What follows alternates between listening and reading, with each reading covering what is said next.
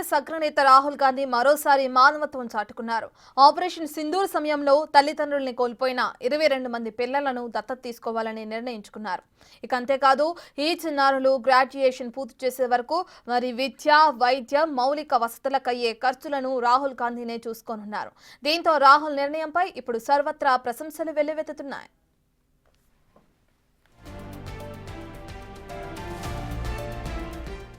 జమ్మూ కాశ్మీర్లోని పెహల్గాంలో ఈ ఏడాది ఏప్రిల్ 22న ఉగ్రదాడి జరిగింది. ఈ టెర్రర్ అటాక్లో 26 మంది టూరిస్టులు చనిపోయారు. మరోవైపు పెహల్గాం ఉగ్రదాడికి ప్రతీకారంగా భారత ప్రభుత్వం ఆపరేషన్ సింధూర్ చేపట్టింది. పాక్ పీఓకేలోని ఉగ్రవాద స్థావరాలపై మెరుపు దాడులు చేసింది.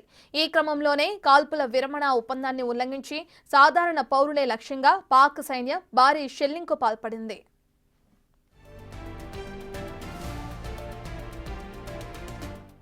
వాస్తవానికి పాక్ సైన్యం కాల్పుల్లో చాలా మంది ప్రజలు చనిపోయారు. ఈ ఘటన అనంతరం అంటే మే నెలలో రాహుల్ గాంధీ జమ్మూ కాశ్మీర్లోని పూంచ్లో పర్యటించారు. ఇందులో భాగంగా పాక్ సైనికుల కాల్పుల్లో మరణించిన కుటుంబాలను పరామర్శించారు. బాధిత కుటుంబాలను ఆదుకుంటామని హామీ ఇచ్చారు. ఇందులో భాగంగానే 22 మంది పిల్లలను రాహుల్ గాంధీ దత్తత తీసుకోవాలని నిర్ణయం తీసుకున్నారు. వారి బాగోగులను మొత్తం ఇకపై ఆయనే చూసుకోనున్నారు.